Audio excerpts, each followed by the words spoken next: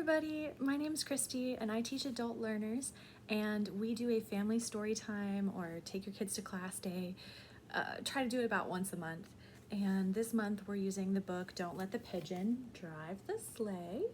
And I wanted to kind of show you, give you a little snippet of how this works in our classroom and open it up. So if you have feedback, really open to that, but also to just kind of present it to you as, hey, this is something you could do in your classroom.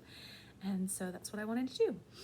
So this is the book we're using, and I love doing a family story time partly because it encourages reading in the home, promotes literacy, but also because it facilitates parents applying what they're learning with their kids and teaching their kids, and that's so important. So for example, with this book, as the book starts out, like most pigeon books, and I'm not going to spoil this book for you, I just want to show you kind of how you can bring this into your classroom with some of the things your learners are covering, some of the content. So this is a little bit about the opening of the book. Pigeon looks like he's feeling okay. They do a lot with that one eyeball, like so they convey so much emotion. And so this is the introduction of the book.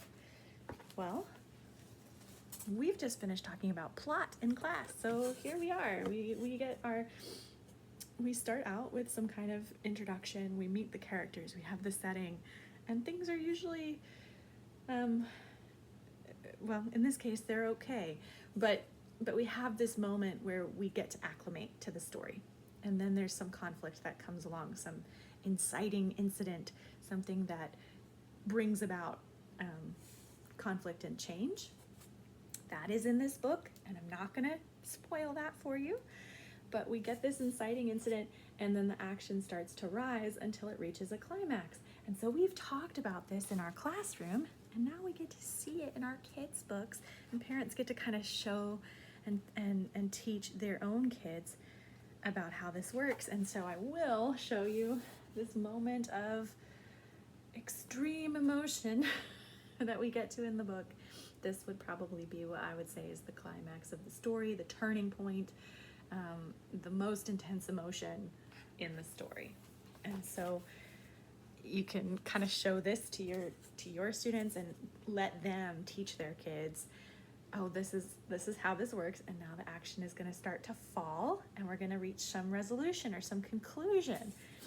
And so we get to also kind of incorporate how do we manage emotions and all of that. But there's this exhaustion moment that the pigeon reaches, and then the story starts to resolve. And so I'm not going to spoil the ending for you, but I just wanted to show you that.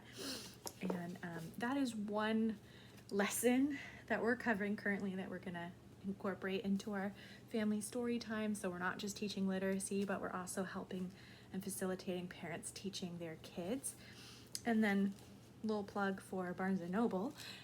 If you get this book from Barnes & Noble, they have these little pop-out ornaments that the kids can make, and each of the books comes with an ornament, but Barnes & Noble also has extras, and they gave me extra for my students.